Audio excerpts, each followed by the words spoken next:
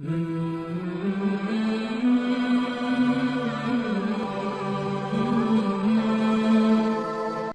my respected viewers. Assalamu alaikum wa rahmatullahi wa barakatuh. বিসমিল্লাহির রহমানির রহিম। আবারও চলে এলাম একই সময়। কেমন আছেন সবাই? ভালো আছেন তো? আশা করছি যে যেখানে আছেন আল্লাহর অশেষ রহমতে সবাই ভালো আছেন, সুস্থ আছেন। বন্ধুরা, খুবই ইন্টারেস্টিং আর খুবই সুন্দর একটা ভিডিও আবারও নিয়ে চলে এলাম আপনাদের জন্য। বন্ধুরা, আগে হিন্দু ছিল ভাইটি ইসলাম ধর্ম গ্রহণ করেছে। মানে একজন ইসলাম ধর্মীয় বন্ধুর ভুল ধরতে গিয়ে নিজেই ইসলাম ধর্ম কবুল করলেন। ভাবতে পারছেন? মানে একটা খুবই ইন্টারেস্টিং ব্যাপার নয়? আর ভাইটি ডক্টর জাকির নায়েকের ভিডিও প্রচুর দেখতেন। তো ডক্টর জাকির নায়েকের ভিডিও দেখে প্রভাবিত হয়ে তিনি নিজের ধর্মটাকে পরিত্যাগ করেছেন, মানে হিন্দু ধর্ম পরিত্যাগ করে ইসলাম ধর্ম গ্রহণ করেছেন। তো তার মুখ থেকে আজকে আমরা শুনতে চলেছি সমস্ত বৃত্তান্ত, সমস্ত কাহিনী, তিনি কিভাবে নিজের ধর্ম পরিত্যাগ করে এই শান্তির ধর্ম ইসলাম ধর্ম কবুল করলেন। তাহলে চলুন সময় নষ্ট না করে ভিডিও শুরু করা যাক। আর হ্যাঁ, যেটা বলার ছিল, একটা লাইক দিয়ে ভিডিওটা দেখা শুরু করুন, না হলে লাস্টে ভুলেই যাবেন একটা লাইক দিতে, ঠিক আছে? আর চ্যানেলে নতুন হয়ে থাকলে তাড়াতাড়ি চ্যানেলটিকে কিন্তু সাবস্ক্রাইব করে বেল আইকনটি ক্লিক করে দেবেন, যাতে যখনই আমি ভিডিও ছাড়বো নোটিফিকেশন আপনাদের কাছে পৌঁছে যায়। আর আর আর কি করতে হবে? ভিডিওটাকে প্রচুর পরিমাণে শেয়ার করতে হবে বন্ধু বান্ধবদের মধ্যে, যাতে এই ধরনের প্রভাবিত ভিডিওগুলো মানুষের গিয়ে হার্টকে এমনভাবে টাচ করে, ঠিক আছে? তাহলে চলুন শুরু করি। অনেক বকবক করে ফেলছি, তাই না? আসসালামু আলাইকুম ওরহমতুল্লাহি ওবরাকাতু। আলহামদুলিল্লাহ, আল্লাহর কাছে লাখো শুকরিয়া যে আল্লাহ তাআলা আমাকে হেদায়েত দিয়েছেন। এই হেদায়েতের পথে আসার যে গল্প, ছোট একটা গল্প আমার আছে, সেই গল্পটা আপনাদের সঙ্গে আমি শেয়ার করতে চাই। তো আমার পূর্বের নাম ছিল শ্রী প্রহ্লাদ চন্দ্রশীল। আমার বাসা হচ্ছে রাজশাহী চাঁপাইনবাবগঞ্জ, নাচল থানা। আমার বাবার নাম হচ্ছে শ্রী প্রণয় চন্দ্রশীল, মাতা শ্রীমতী শোভা রানী। যখন অনার্সে ভর্তি হই, এক সময় এই মতো অবস্থায় আমার এক বন্ধু আমাকে বলল যে, বন্ধু, তোদের ধর্মতে অনেক ধরনের ভ্রান্তি কথা আছে, এগুলো আমি মানতে পারি না। আমি ভাবলাম যে আমার ধর্মে ভ্রান্তি কথা থাকবে, এটা তো হতেই পারে না। ওকে আমি আমার ধর্ম যে সত্য, এই কথাটা বলবো, এক সময় তাকে প্রমাণ দেবো, এই কথা মনে মনে চিন্তা করলাম আর কি। আর ও আমাকে বলল যে, তুই যদি বিশ্বাস না করিস তাহলে তোর হচ্ছে ইউটিউবে গিয়ে ডক্টর জাকির নায়েক লিখে সার্চ দিয়ে ওর ভিডিও তুই দেখতে পারিস। এক সময় ইউটিউবে স্ক্রলিং করতে করতে হঠাৎ একটা ভিডিও আসলো ডক্টর জাকির নায়েকের। ওইখান থেকেই আর কি আমার ওই জাকির নায়েকের ভিডিও দেখা শুরু। এর থেকে ইসলাম সম্বন্ধে জানা, আমি যে একটা ভুলের মধ্যে আছি এইটা একটা জানা। একটা সময় কি আগ্রহ নিয়ে আর কি রাত দিন ভিডিও দেখতে থাকি। আল ইমরানের 64 নম্বরে একটা আয়াত আছে, এসো সেই কথায় যা তোমাদের ও আমাদের মধ্যে এক। তো ডক্টর জাকির নায়েক দেখবেন মাঝে মাঝে যখন বিভিন্ন ধর্মের মধ্যে আলোচনা করে এই আয়াতটার উদ্ধৃতি দেয়। আমি খোঁজার চেষ্টা করলাম যে ইসলাম ধর্ম যে সত্য, হিন্দু ধর্ম বা অন্যান্য ধর্ম যে মিথ্যা, এটা কিভাবে আমি বুঝবো। তো এক সময় উনি ওনার একটা বক্তব্যে আমি জানতে পারলাম, সূরা ইখলাসে আছে কুল হু আল্লাহু আহাদ, বলো আল্লাহ এক ও অদ্বিতীয়। আর ঋগ্বেদে আছে একং ব্রহ্ম দ্বিতীয়ং নাস্তি নেহেনা নাস্তি কিংচং, সৃষ্টিকর্তা মাত্র একজনই, দ্বিতীয় কেউ নেই, কিঞ্চিত পরিমাণেও নেই। তখন আমার মাথায় চিন্তা আসলো যে সৃষ্টিকর্তা যে একজন, কিন্তু আমরা তো অনেক ধরনের মূর্তির পূজা করি, তাহলে এগুলো কোত্থেকে আসলো? অথচ বেদে আছে নাচ্চি কাচ্চি জাদিতা না জাদিপা নাস্তি প্রতিমা আস্তিক, সৃষ্টিকর্তার কোনো প্রতিকৃতি নেই, কোনো ছবি নেই, কোনো মূর্তি নেই, কোনো ফটোগ্রাফি নেই, কোনো আইডলস নেই। তাহলে আমরা কেন এই ভ্রান্তিক বিষয়গুলো নিয়ে পড়ে থাকবো? আমার চিন্তা ভাবনা শুরু হলো, আরও জানলাম। হিন্দু ধর্মের কল্কি অবতার নামে একটা বই আছে, ওই কল্কি অবতারে একটা শেষ অবতার যার নাম হবে নরসংসা অর্থাৎ প্রশংসিত ব্যক্তি।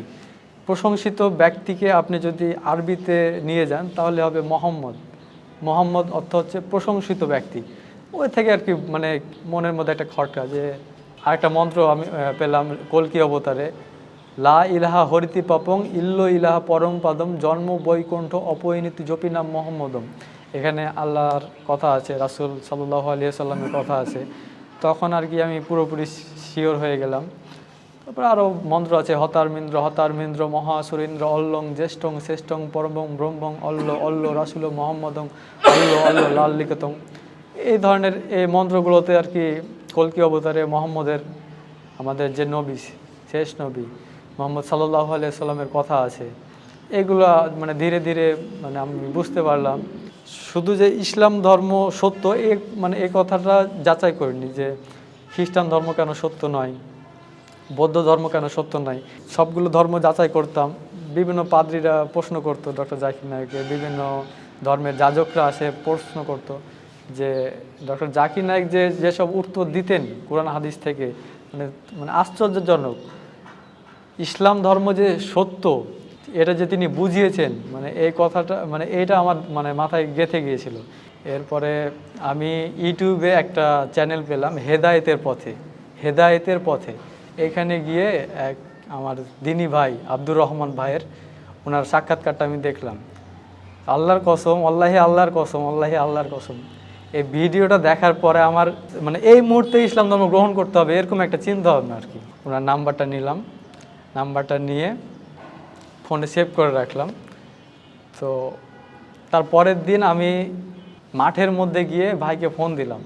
মানে বাড়িতে থাকলে হয়তো কেউ জানবে বা আমার কথা শুনে হয়তো কেউ আমাকে বিভ্রান্ত করার চেষ্টা করবে।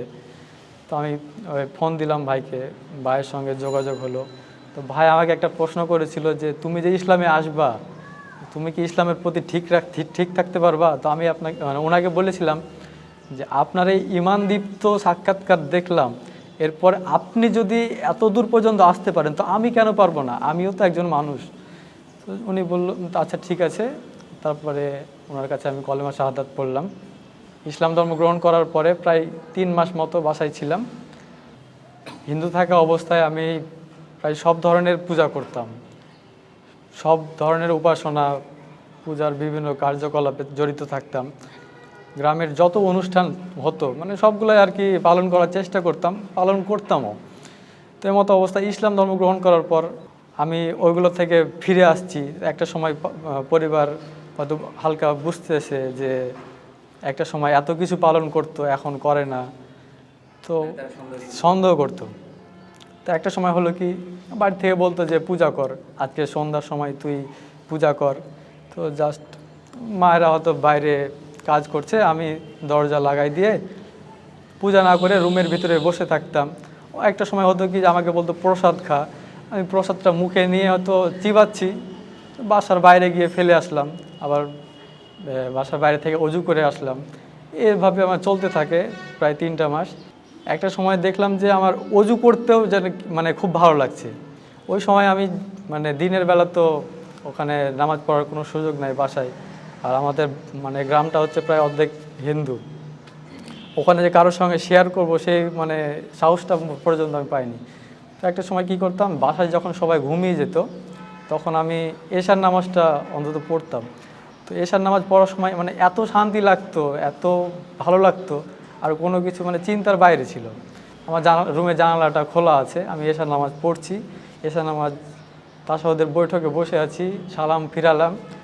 এই সময় জানালা দিয়ে আমার মামাতো ভাই উঁকি মারতেছে, আমাকে বলছে তুই কি করছিস? আমি বলছি এই তো না কিছু না, মাথা ব্যথা করছে তাই বসে আছি। তো মানে ও বলছে যে বসে আছিস তো এইভাবে বসে আছিস কেন? এইভাবে তো বসে থাকা মানে এটা মুসলিমরা বসে থাকে। তো ও জাস্ট সন্দেহ করলো কোনো রকমে। আমি ওকে বুঝালাম যে 3 মাস ছিলাম একমাত্র কারণ হচ্ছে আমার বোনের বিয়ে, কারণ আমি যে ইসলাম ধর্ম গ্রহণ করেছি এই কারণে যে আমার ফ্যামিলির ক্ষতি হয়ে যাবে, মানে এই কথাটা চিন্তা ভাবনা করতে আমার মানে কেমন যেন একটা লাগতো। তো ছিলাম, বোনের বিয়ে হলো। তারপর একটা সময় আবার মানে শয়তানের ধোঁকা যে তুই তো চলে যাবি, ফ্যামিলির একমাত্র ছেলে তুই যদি চলে যাস তোর বাবা মাকে কি খাওয়াবে, মানে এই ধরনের চিন্তা ভাবনা আসতো। কোথায় যাব আমার চিন্তা ভাবনা নাই, চিন্তা ভাবনা ছাড়াই বাসার থেকে বের হয়ে গেলাম। বাসার থেকে বের হয়ে প্রায় রাত্র 2টার দিকে আমি গাবতলীতে বাস থেকে নেমে মানে ফুটপাতে বসে আছি। তো এখন মনে হচ্ছে কোথায় যাব, কি করব, এই সব চিন্তা ভাবনা। দরকার যদি হয় সারাটা জীবন আমি রাস্তায় কাটিয়ে দিব, রাস্তায় কাটাবো, নামাজ পড়বো, হয়তো কোনো একটা কাজ করব ছোটোখাটো, দিন চলে যাবে ইনশাল্লাহ। তো হঠাৎ করে আমার একটা কথা মনে পড়লো যে নারায়ণগঞ্জে তো আব্দুর রহমান ভাই থাকেন, তো ওনার নাম্বারটা আছে, ফোন দিই ওনাকে। আমি জাস্ট ওনাকে ফোন দিলাম, উনি কোনো কথা ছাড়াই বলল যে সমস্যা নাই ভাই, আপনি আমার দিনী ভাই, আপনি আমার নিজের ভাইয়ের থেকেও এখন আপন, আপনি চলে আসেন। তো আমি নারায়ণগঞ্জে আসলাম। আমি যখন বাড়ি থেকে বের হয়ে আসি তখন মানে আমার চিন্তা ভাবনা হয়েছিল যে আমি বাড়ি থেকে বের হয়ে আসলে একটা না একটা কিছু ঘটবে, এই জন্যে আমি বাসা থেকে ফোন, সিম কিছুই নিয়ে আসিনি। ফোনে যত সিমে যত নাম্বার ছিল, যত contact number, Facebook, Messenger, WhatsApp, Twitter সব কিছু আনইনস্টল করে সেট ফরম্যাট মেরে আমার জন্যে যাতে কেউ মানে ক্ষতিতে না পড়ে। হয়তো আমার বাবা মা ভাববে যে আমার ওই বন্ধুটার জন্যে হয়তো আমি এই ইসলাম ধর্মে আসলাম, হয়তো ওনার ওই বন্ধুর ক্ষতি করবে। তারা ভাবলো যে কোনো মেয়ের জন্য হয়তো ইসলাম ধর্ম গ্রহণ করেছে, 5-6 দিন যাবে বা 2-4 মাস যাবে, ওর নিজের ভুলটা বুঝতে পারবে, আবার ফিরে আসবে। তারপরে বললো যে তোকে কেউ জোর করেছে কি না, বল, কোনো সমস্যা নাই, আমরা তোকে নিয়ে আসছি। একটা সময় ওরাও আস্তে আস্তে বুঝলো যে না, এমনটা কিছু না। আমি যে বুঝতে পেরেছি যে ইসলাম ধর্ম, আল্লাহর প্রেরিত ইসলাম ধর্মটাই যে সত্য। আল্লাহ যেরকম বলেছে ইন্না দ্বীনা ইনদাল্লাহিল ইসলাম, আল্লাহর কাছে একমাত্র মনোনীত ধর্মই হচ্ছে ইসলাম।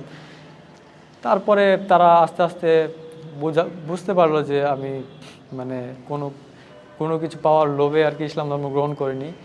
এরপরে আর কি তাদের সঙ্গে যোগাযোগ খুব মানে হয় না, তারাও আর যোগাযোগ করে না, এইভাবেই চলছে আর কি দিন। আত্মীয়রা ফোন দিত, যে বোঝাতো, সম্পত্তির লোভ দেখাতো। মামারা ফোন দিয়ে বলতো যে তোর তো এত সম্পত্তি, তোর বোনকে দিয়ে দিবে, এই করবে সেই করবে। আমি আমার বোনই তো পাচ্ছে, আর তো কেউ পাচ্ছে না। তো আমার বোন পাচ্ছে, তো আমার মানে এত কী আছে, আমার বোনকে দিচ্ছে, ভালো কথা। তো আমি বোন মানে একটা সময় ফ্যামিলিতেও প্রস্তাব দিয়েছিলাম প্রথম দিকে যে তোমরা যদি মেনে নাও যে আমি আমার ধর্ম পালন করব, তোমরা তোমাদের ধর্ম পালন করবা, তাহলে আমি বাসায় আসি। ওরা বললো যে না, আমাদের বাসায় আসতে হলে তোকে আবার পূর্বের অবস্থায় আসতে হবে, হিন্দু হয়ে। আমি এইসব বিষয়ে গুরুত্ব দিইনি, আমি দিনের পথে টিকে আছি, আল্লাহর অশেষ রহমত। সত্যের পথে আসলে, দিনের পথে আসলে মা বাবা, ভাই বোন, আত্মীয় পরিজন সবাই পর হয়ে যায়, একমাত্র যারা দিন বুঝে তারাই আপন হয়। তো তারা হয়তো মন খারাপ করে, রাগে ক্ষোভে আছে, কিন্তু আমার সঙ্গে যোগাযোগ করার চেষ্টাও করে না, আজ পর্যন্ত কোনো ফোন দেয়নি। আমি হয়তো তাদের কাছে ইসলাম পৌঁছে দিতে চেষ্টা করছি। ইনশাল্লাহ আপনারা সবাই দোয়া করবেন তারা যাতে এই সত্যের পথে আসতে পারে, আল্লাহ যাতে তাদের হেদায়েত দেয়। আমি যখন ইসলাম ধর্ম গ্রহণ করি তখন আমার মানে এলাকার মুসলমানদের প্রতি আমার একটা ক্ষোভ ছিল। ক্ষোভটা ছিল এইটা যে আমি যে হিন্দু, আমাকে দাওয়াত দেয়নি কেন এতদিন পর্যন্ত। তো এই যে আমার একটা ক্ষোভ, এই ক্ষোভ থেকে আমি এখন দাওয়াতি কাজ শিখছি। আমাদের প্রত্যেকটা মুসলমানের উচিত প্রত্যেকটা ঘরে, প্রত্যেকটা অমুসলিমের কাছে এই দাওয়াতটা পৌঁছে দেওয়া। এটা আমার দায়িত্ব, এটা আমাদের কর্তব্য। তো বন্ধুরা, এই ভাইটির মুখ থেকে এত সুন্দর কাহানিটা শুনে ভালো লাগলো কি না? বলুন তো, ভালো লাগলো তো? ভালো লাগার মতনই একটা মানে করুণ কাহানি বলতে পারেন। মানে বাবা মা কে ছেড়ে আসা, সত্যি বলছি, এটা বুকের পাটায় অনেক জোর না থাকলে হয় না। তো বাবা মাকে ছেড়ে সে দিনের রাস্তায় যে এসছে, তার জন্য তাকে মানে অসংখ্য অসংখ্য আমি বলবো ধন্যবাদ জানাবো। কারণ সবার ইচ্ছে থাকলেও তো সমস্তটা সব মানে সফল হয় না, না হয়ে ওঠে না। তো যাই হোক, আল্লাহ পাক এনাকে হেদায়েত দান করেছেন। ইনি যে ইসলামের রাস্তায় এসছেন, আর ইসলামের রাস্তায় আসার পর ইনি আমার মনে হয় ভালোই আছেন। আল্লাহ পাক এনাকে ভালো রেখেছেন, আরও ভালো রাখুক ইনাকে।